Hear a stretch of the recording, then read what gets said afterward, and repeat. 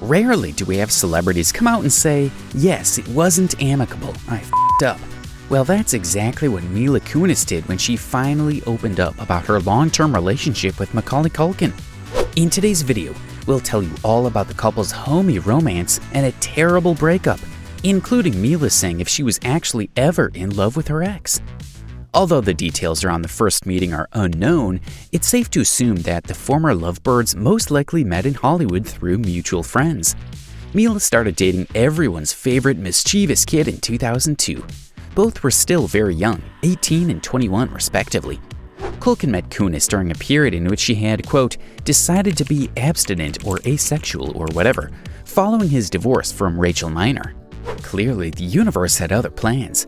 They started out long distance, as she was in LA and he was in New York. Macaulay was already semi-retired from acting, and Mila was on the opposite trajectory, just starting to gain recognition as the it girl in that 70s show. And then at 22, I kind of realized for the first time in my life that I really do love what I do. And I can't imagine doing anything else. Likely made wary by their experiences in the public eye, the couple kept their romance incredibly private, despite constant media speculation. I've never confirmed the name, I'll never deny the name. We've had an amazing relationship for over 2 years, and why ruin it right now? And just a year later, Culkin had to publicly clarify that he and Kunis were not engaged. I have a very, very beautiful, very wonderful relationship with somebody. We're not engaged, we're not getting married, he told Barbara Walters at the time. Kunis herself later joked about their phantom engagement. I've been engaged. I think I've already been married, and I'm sure I have a child somewhere. I'm waiting to have something else happen, she teased. For a couple of years ahead, the stars seemed to enjoy their quiet nights at home. They were just like us. The youngsters would read books, play video games, watch TV, and cook. At 20-something, they were settled. I love coming home, taking a bath, and having a glass of wine. I love my life, Mila said. She couldn't stop gushing about her boyfriend, saying Macaulay was probably the most brilliant person she's ever met, describing him as so smart and so aware and so kind and so sweet. In 2009, Mila even opened up about the relationship, talking about how they grew up together as child actors in the spotlight and relied on one another for emotional support. You find a steady rock in your life, and that's all you need. We have our ups and downs, but work through them. But even then, they weren't sleeping in a bed of roses. Mila didn't shy away from talking about how dating someone with such a famous face complicated things at times. You're remarkably normal. Oh, thanks. I know, people are always struck at how normal I am. I'm like, wow, really? I think my you reputation. made it through the maze. I guess so. Having the most dramatic reaction to seeing him, fans made it hard for the couple to even take a walk undisturbed. They would, quote, just scream when they saw him. They just didn't know how to react. It wasn't like a normal response to a celebrity. Kieran Culkin also said his brother was constantly harassed on the street as a child star. One time, a woman pulled off his hat and looked at him and said, "Yeah, it's him. You're not that cute," and then handed the hat back and walked away. The couple did their best to work through their challenges. And while Mila and Macaulay were still dating, there were rumors of them getting hitched, but Mila denied this. In fact, at the time, the young actor insisted that marriage was not necessarily for her. And in 2011, when the up-and-coming actor was promoting her critically acclaimed role in Black Swan, her relationship with Macaulay was announced as officially over.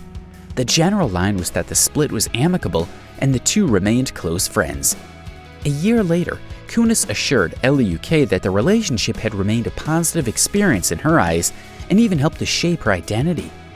Being settled so young really helped, she said. I wouldn't take back anything in my life, not one thing. I think it all shaped me to be who I am today. 2 years later, during an episode of Dax Shepard's Armchair Expert podcast, Kunis shocked everyone when she admitted what a horrible, horrible breakup she had with Culkin. I was an in my 20s, and I'll be the first to admit it. Yeah, you know what? I was In real life, you are someone who can give someone a look, and that just takes them out? Yeah, totally. Like that's, it gets the job done. However, it took her a long time to admit to herself first, accept it, and own it, and then share it with the rest of the world. She didn't say what she did to her former beau, but insisted, "It f***ed up what I did, and it's f***ed up how I did it." When she became single, Mila genuinely wanted to figure herself out, to know why she did what she did and, quote, regroup myself as a human being.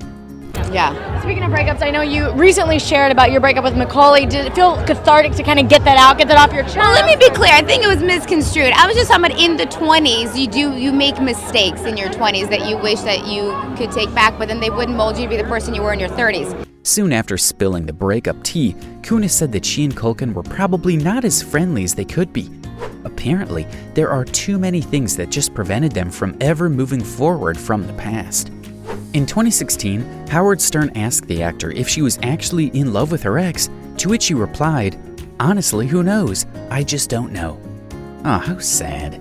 While Kunis has been willing to discuss her mistakes during her lengthy relationship with Culkin, he has remained tight-lipped. Macaulay, who is notoriously private, has never opened up about the nearly decade-long relationship or how the end of it affected his well-being.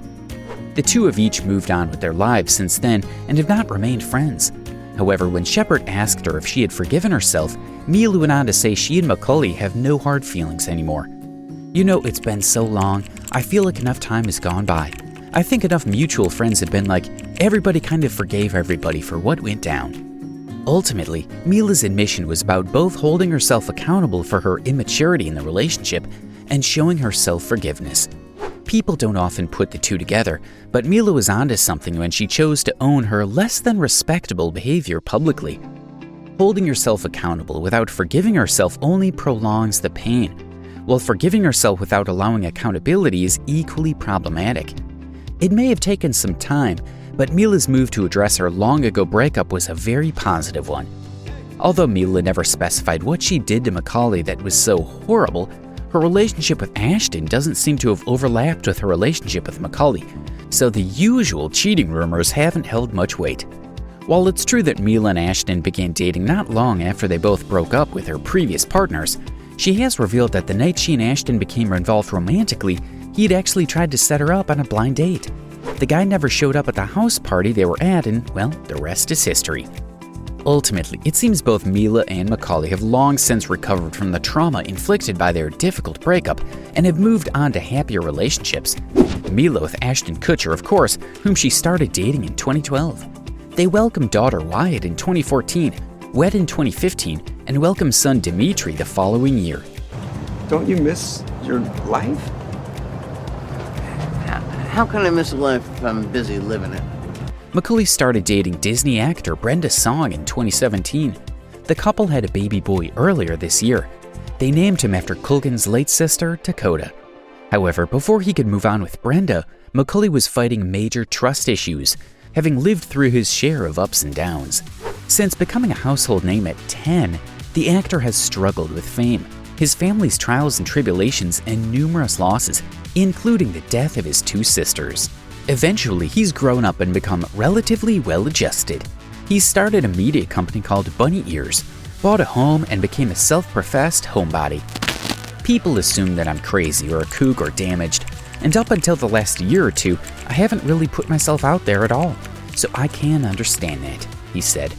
And at the same time, Culkin would appreciate if people stopped, quote, acting so freaking shocked that I'm relatively well-adjusted. It's no surprise that he put up a barrier, but he shouldn't have been worried about misconceptions with the future mother of his son. Brenda decided to draw her own conclusions. People don't realize how incredibly kind and loyal and sweet and smart he is, she said. Looking beyond the headlines, she took time to discover who he really is, and the rest is history.